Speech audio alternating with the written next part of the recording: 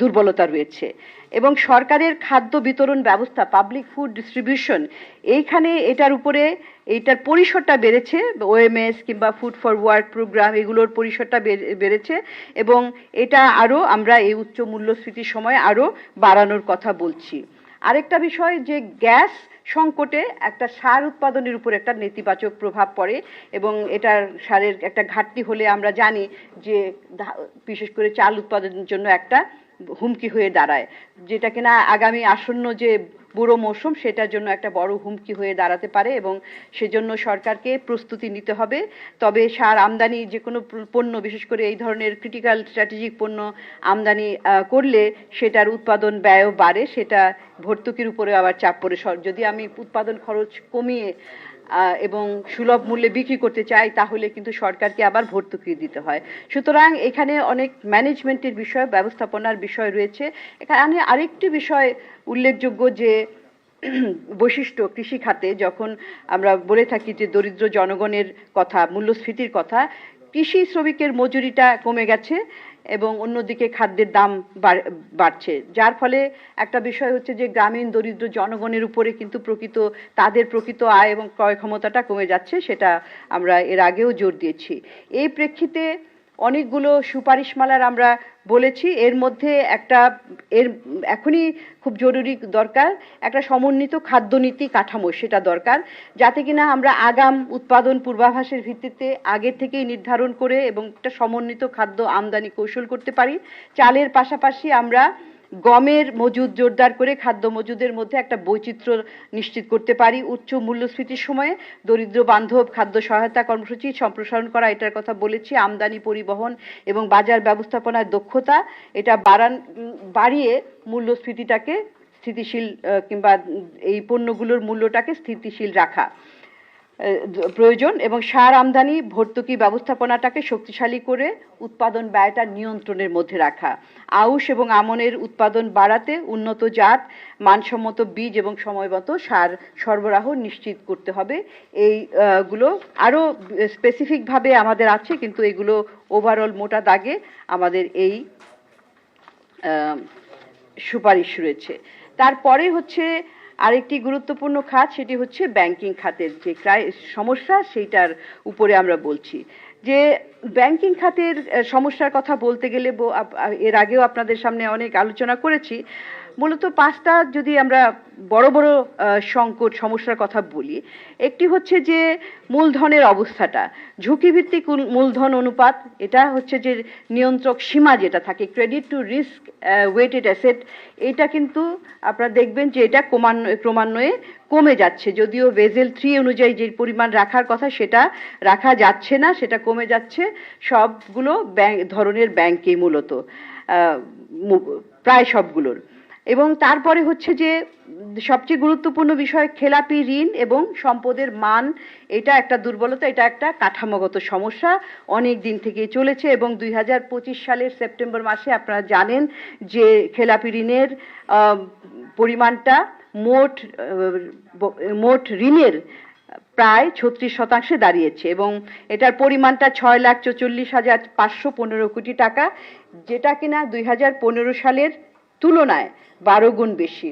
অবশ্য এখানে বলতে পারেন যে হঠাৎ আপনারা জানেন যে কেন এটা হঠাৎ করে বেড়ে গেল। এটার একটা অন্যতম কারণ হচ্ছে যে কিছু কিছু দুর্বল ব্যাংকের যে অ্যাসেট কোয়ালিটি রিভিউ হচ্ছে, সেই রিভিউর ফলে দেখা যাচ্ছে প্রথম ধাপে 6টি ব্যাংকের অ্যাসেট কোয়ালিটি রিভিউ করার ফলে দেখা গেছে সেই ব্যাংকগুলোর যে খেলাপি ঋণ সেগুলো মোট বরাদ্দকৃত ঋণের প্রায় সমান সমান অনেকগুলো ব্যাংকের ক্ষেত্রে, এবং তার ফলে আমরা এই ব্যাংকগুলোর প্রকৃত চিত্রটা দেখতে পাচ্ছি। সেটাই কিন্তু আসলে এখন আমাদের এই খেলাপি ঋণের পরিমাণটা বাড়িয়ে দিয়েছে। তারপরে হচ্ছে যে প্রয়োজনীয় ঋণ সংরক্ষণের যে রাখার কথা, অর্থাৎ loan provisioning, loan loss provisioning, সেটা কিন্তু অনেক কমে রাখা আছে, মাত্র 38%। 2025 সালের যে থার্ড কোয়ার্টারে সেখানে কিন্তু এটার সংরক্ষণটা ছিল, এটা লোন প্রভিশনিং 2,751 বিলিয়ন টাকা, কিন্তু প্রকৃত অর্থে সেখানে 1,044 কোটি টাকা ছিল। এটা প্রকৃত অবস্থাটাকে আসলে লুকিয়ে রাখে, আড়াল করে রাখে এবং ভবিষ্যতে একটা সমন্বয়ের প্রয়োজন মনে করে, বা এটা যদি চলতেই থাকে তাহলে কিন্তু একটা বাজারে আস্থাহীনতার অবস্থা তৈরি হয়। আরেকটা বিষয় হচ্ছে যে তারল্য, ব্যাংকের তারল্য এবং ঋণ ইত্যাদির বিষয় যদি আমরা দেখি তাহলে দেখা যায় যে ব্যাংকে তারল্য রয়েছে কিন্তু ঋণের চাহিদা কম, কারণ বিনিয়োগ ক্ষেত্রে একটা স্থবিরতা দেখা গেছে।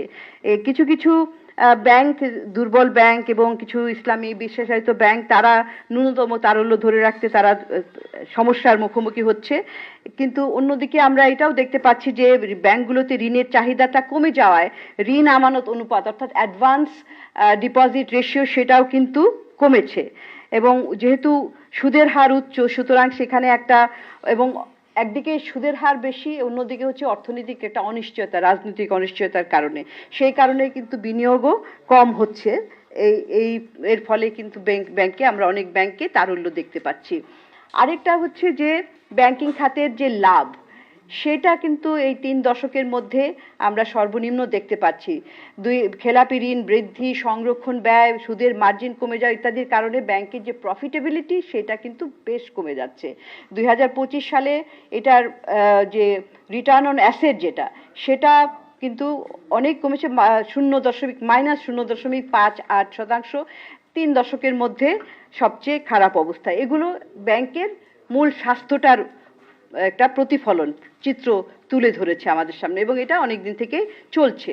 তবে এই অবস্থার প্রেক্ষিতে আমরা দেখেছি যে অন্তর্বর্তীকালীন সরকারের সময়ে ব্যাংকিং খাতে বেশ কিছু সংস্কার কার্যক্রম নেওয়া হয়েছে, বেশ কিছু নীতিমালাও নেওয়া হয়েছে, এবং কেন্দ্রীয় ব্যাংকের এই ব্যাংকিং খাতের শৃঙ্খলা ফিরিয়ে আনাটা এবং সংস্কার করাটা তাদের একটা সর্বোচ্চ অগ্রাধিকার ছিল। এর মধ্যে শুরুতেই ছিল যেটা একটু আগে বললাম যে অ্যাসেট কোয়ালিটি রিভিউ, অর্থাৎ ব্যাংকের প্রকৃত চেহারাটা কি, ব্যাংকের লস কেমন হচ্ছে, প্রফিট কেমন হচ্ছে, তার যে কমপ্লায়েন্স সেগুলো কেমন হচ্ছে, সেইগুলো করার জন্য আপনারা জানেন ইতিমধ্যেই 6টি ব্যাংকের করা হচ্ছে, 3টি ব্যাংকের আর শুরু হয়েছে, মোট আসলে 17টি ব্যাংকের করার কথা ধাপে ধাপে। এটা একটা ভালো পদক্ষেপ এবং এটার ফলে আমরা দেখেছি যে আসল চেহারাটা কি একটু আগে বললাম। তারপরে হচ্ছে যে ব্যাংক রেজুলিউশন অধ্যাদেশ 2025, এটা হচ্ছে একটা খুবই গুরুত্বপূর্ণ এবং ভিত্তি। অন্যান্য যে পদক্ষেপগুলি ব্যাংক খাতটাকে উন্নত করার জন্য, এটা স্বাস্থ্য পুনরুদ্ধারের জন্য যে সমস্ত পদক্ষেপ নেওয়া হবে, সেইটাকে আসলে সুরক্ষা দেওয়ার জন্য যে আইনটা, সেটাই কিন্তু খুব গুরুত্বপূর্ণ, এবং সেটা হচ্ছে ব্যাংক রেজুলিউশন অধ্যাদেশ।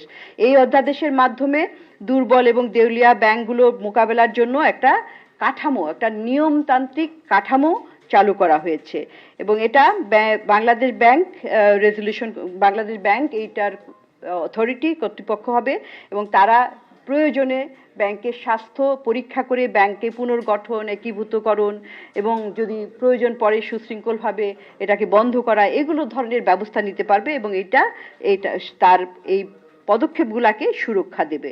এবং এটার অধীনে আমরা ইতিমধ্যেই জানি যে আমানতকারী যে তাদের টাকার, কোনো ব্যাংকের যদি খারাপ অবস্থা হয়, বন্ধ হয়ে যায়, তখন আমানতকারীদের টাকা আগে 1 লাখ টাকা পর্যন্ত দেওয়ার কথা ছিল, এটাকে বাড়িয়ে 2 লাখ টাকা ফেরত পাবেন ইমিডিয়েটলি তারা। আরো পদক্ষেপের মধ্যে আছে যে ব্যাংক কোম্পানি অ্যাক্ট, যেটা 1991, সেটা তো আপনারা জানেন যে অনেক সময় রাজনৈতিক বিবেচনা এগুলাকে অনেক পরিবর্তন করা হয়েছে, পরিবারতন্ত্র এবং রাজনৈতিক প্রভাব ইত্যাদি এখানে বজায় রাখার জন্য। সেইটাকে সংশোধন করে রাজনৈতিক এবং পারিবারিক প্রভাবমুক্ত এবং সুশাসন জোরদার করার জন্য এটাকে সংস্কারের উদ্যোগ নেওয়া হয়েছে। তারপরে হচ্ছে যে কেন্দ্রীয় ব্যাংকের স্বাধীনতা, বাংলাদেশ ব্যাংক অধ্যাদেশ 2025, এটাকে বাংলাদেশ ব্যাংককে স্বাধীন, শক্তিশালী এবং একটা জবাবদিহিমূলক প্রতিষ্ঠান হিসাবে গড়ে তোলার জন্য এই আইনটাকে সংশোধন করা হয়েছে। তারপরে এগুলো করার প্রস্তাব হয়েছে, কিন্তু এখনো এগুলাকে যে উচ্চ পর্যায়ে, সেগুলো আমি একটু বলছি, উচ্চ পর্যায় থেকে এগুলোকে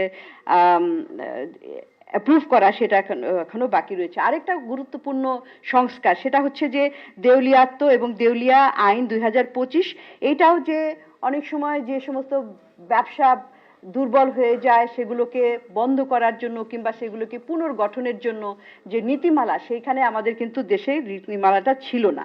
তো এইটা করার ফলে ওই দুর্বল ব্যবসাগুলোর তারা কিন্তু একটা সুযোগ পাবে, তারা হয়তো কিভাবে বের হয়ে যাবে কিংবা তারা কিভাবে আরো উন্নত করতে পারে, তাদের ব্যবসাটাকে ঘুরে দাঁড়াতে পারে, দুটারই কিন্তু সুযোগ থাকবে এই নীতিমালার ক্ষেত্রে।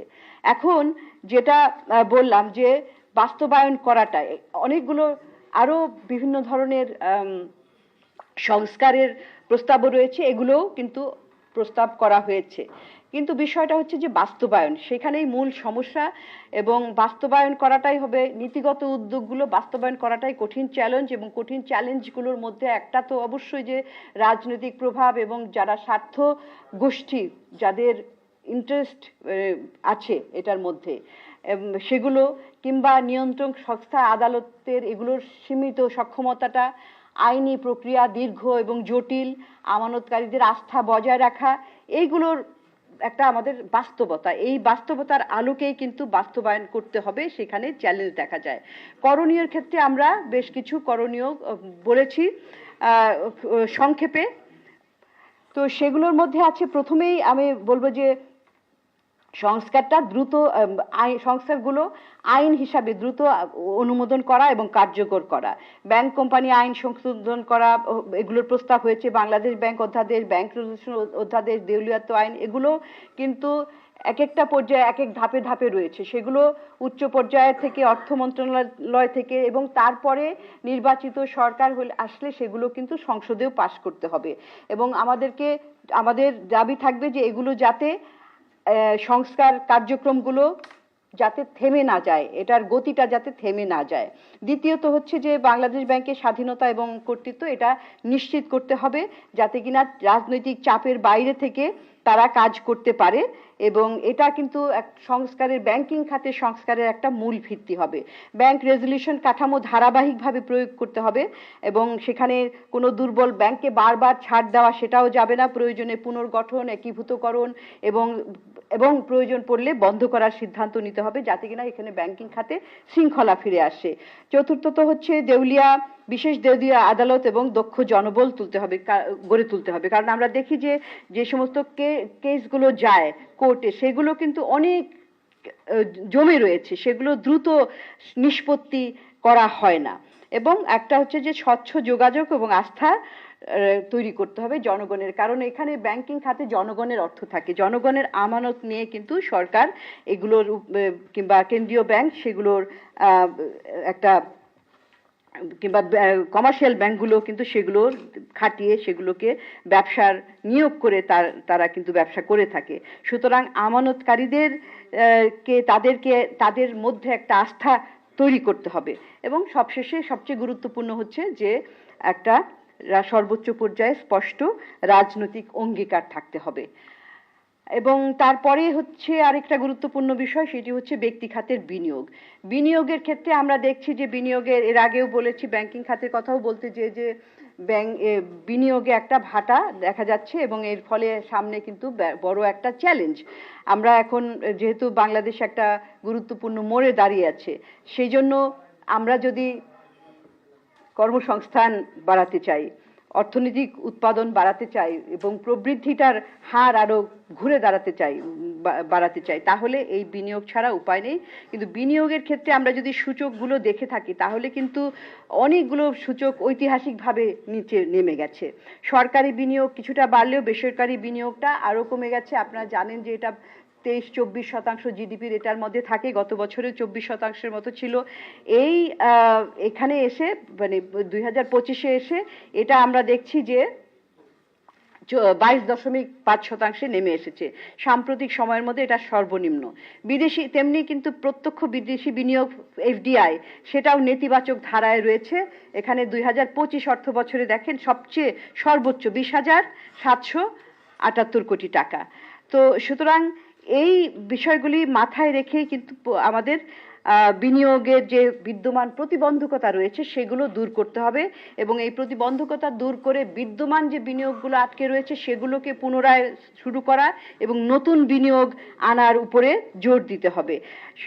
এই অন্তর্বর্তীকালীন সরকার কিছু কিছু ক্ষেত্রে সংস্কার উদ্যোগ নিয়েছেন, যেমন আমরা দেখেছি সংস্কার না হলেও তারা একটা বিনিয়োগ সম্মেলন করেছে, তারপরে ওয়ান স্টপ সার্ভিস চালু করেছে, ব্যবসা নিবন্ধন সহজ করেছেন, বাণিজ্যিক আদালত চালু করা হয়েছে, ভ্যাট রিফান্ড ব্যবস্থা চালু করা হয়েছে, বাংলাদেশ বিজনেস পোর্টালের মাধ্যমে বিনিয়োগকারীদের জন্য ডিজিটাল সেবা এটাও চালু হয়েছে। তো কিন্তু তারপরেও আমরা দেখছি যে এখানে গতি আসছে না। এই গতিময়তা ফেরার জন্য রাজনৈতিক অনিশ্চয়তা, অর্থনৈতিক যে অনিশ্চয়তা এবং সর্বোপরি কস্ট অফ ডুইং বিজনেস যে রয়েছে সেগুলা দূর করার প্রচেষ্টা নিতে হবে। এই প্রেক্ষিতে আমরা কতগুলো সুপারিশ করেছি নতুন সরকারের জন্য। এখানে ভাগে ভাগে করা হয়েছে, আমি এগুলোকে সামারি করে বলছি। সেখানে নিয়োগের ক্ষেত্রে, প্রাতিষ্ঠানিক ক্ষেত্রে, ব্যুরোক্রেটিক প্রসেসের ক্ষেত্রে এইভাবে ভাগ করে বিস্তারিতভাবে বলা হয়েছে। কিন্তু মূল বিষয়টা হচ্ছে যে এখানে আগেও বলেছি যে এলডিসি উত্তরণের পর যে বাংলাদেশের শুল্ক এবং কোটা সুবিধা যেটা বাংলাদেশে হারাবে, তার ফলে কিন্তু আন্তর্জাতিক বিনিয়োগ আনাটাও কিন্তু একটা কষ্টকর হবে, প্রতিযোগিতামূলক করতে হবে। এই ক্ষেত্রে কর ব্যবস্থাটাকে সহজ করা, গ্যাস এবং বিদ্যুৎ সরবরাহ নিশ্চিত করা, সুদের হার ধীরে ধীরে কমানো, দুর্নীতি কমানো এবং বিনিয়োগ সংক্রান্ত সব সেবা সম্পূর্ণ ডিজিটাল করতে হবে। এবং নতুন সরকারকে আরো কয়েকটি বিষয় এখানে গুরুত্ব দিতে হবে, যে সমস্ত বিনিয়োগ সংক্রান্ত যে সমস্ত সরকারি প্রতিষ্ঠান আছে, বিডা সহ অন্যান্য যে সমস্ত প্রতিষ্ঠান রয়েছে, এখানে একটা লিস্টও আছে, সেইখানে অভিজ্ঞ বেসরকারি খাতের অভিজ্ঞ নেতৃত্ব প্রয়োজন হবে। সংস্কার কার্যক্রম ধারাবাহিকভাবে বজায় রাখতে হবে এবং কর কাঠামোটা সহজ করা, ভ্যাট ব্যবস্থাটা সরল করা। এর আগে আমাদের সিপিডির পক্ষ থেকে ভ্যাট ব্যবস্থাটা সরলীকরণ করার জন্য কিন্তু প্রস্তাবও দেওয়া হয়েছে যে বিভিন্ন স্ল্যাবগুলোকে কমিয়ে আনতে হবে। কর রিটার্ন ডিজিটাল করা, সম্পূর্ণ জমি লাইসেন্স দরপত্র প্রক্রিয়া সহজ করা এবং বিদেশি বিনিয়োগকারী যারা আছে তাদের অর্থ প্রত্যাবর্তনের জন্য, অর্থাৎ ফেরত নেওয়ার জন্য এটার সীমাটা বাড়ানোর কথা বলা হয়েছে। কারণ তাদের যে আকর্ষণ, তারা যে প্রসিডটা নিয়ে যাবেন সেটার জটিলতা এবং সীমাটাও, লিমিটটাও বাড়ানো এবং আইনি সংস্কার, প্রাতিষ্ঠানিক সংস্কার এগুলো জোরদার করার কথা বলেছি, যেটা কিনা অন্যান্য খাতের জন্য সমানভাবে গুরুত্বপূর্ণ। এখন আরেকটি গুরুত্বপূর্ণ খাত বিদ্যুৎ এবং জ্বালানি খাত, এইটার উপরে আমরা আলোচনা করব সংক্ষেপে। এখানে এই বর্তমান অবস্থাটা আমরা দেখতে পাচ্ছি যে অন্তর্বর্তী সরকার 1.5 বছর দায়িত্ব পালন করার পরে কিছু কিছু নীতিগত সংস্কার হয়েছে, কিন্তু পুরোপুরি এই খাত ঘুরে দাঁড়ায়নি এবং বিশেষ করে নবায়নযোগ্য জ্বালানিতে অগ্রগতিটা ধীর, আর্থিক সংকটটা স্থায়ী হয়ে যাচ্ছে এবং আমদানি নির্ভরতাটা এটা বেড়েই চলেছে। সামগ্রিক চিত্র যদি দেখি তাহলে জ্বালানি এবং বিদ্যুৎ এবং জ্বালানি খাতের বর্তমান চিত্রের মধ্যে বিদ্যুৎ খাত এবং এর জ্বালানি মিশ্রণটা, মিক্স এনার্জি মিক্স যেটা, সেটা আমরা দেখছি যে এর আগে মতোই রয়ে গেছে।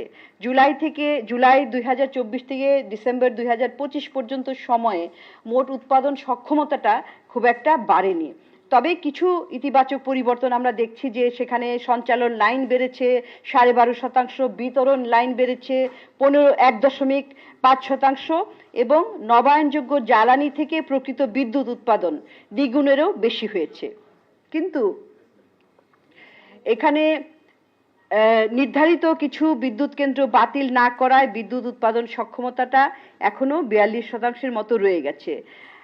যেটা বললাম যে জ্বালানি মিশ্রণেও কিন্তু খুব একটা বড় ধরনের পরিবর্তন হয়নি।